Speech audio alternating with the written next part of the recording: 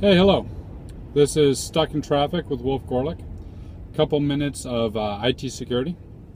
So, heard a quote paraphrased from Tom Ridge that says, IT security teams have watches, but the criminals have time. I like that. We got watches, but they have time.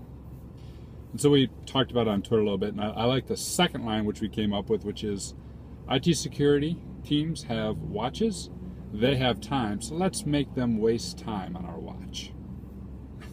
I like that. That was very Bruce Willis. When I talk a lot about SIM or DLP or any of these things, it's all about getting visibility into the attacks, right? Getting visibility into what the criminals are doing. And that's really key. So oftentimes when I'm walking into organizations, they've got good defenses, but they've got no visibility into whether or not those defenses are effective, are appropriate for the threats they face, or are even, compromised. Without visibility, we have no idea about any of those things. This gets to a concept called time-based security. Time-based security, the book, and I read it many, many years ago, should still be available. It's by Winn Schwartau. And Winn, if I've mispronounced your name, feel free to call me Gorlich with next time you see me. Winn Schwartau, time-based security, and his concept is pretty simple.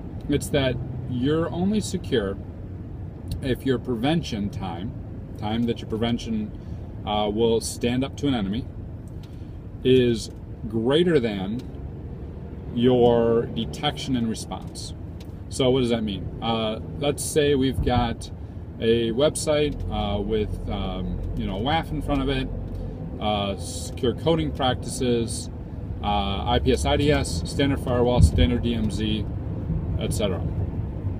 Eventually there's going to be an attack that works on that, either because there's a new way to circumvent the way the website's designed, or there is a possibility that the security admin makes a mistake, disables the WAF, which happens. Developers make the mistake, push out bad code, which happens. Eventually that website will get compromised. So let's say that it takes 6 weeks. 6 weeks to break those defenses. You don't necessarily need a 24/7 SOC at that point in time, right? You just need maybe a weekly SOC. But you do need the ability within those 6 weeks to detect someone's gotten in or attempted to get in, to correct the problem, to put in place instant response and get the bad guys out.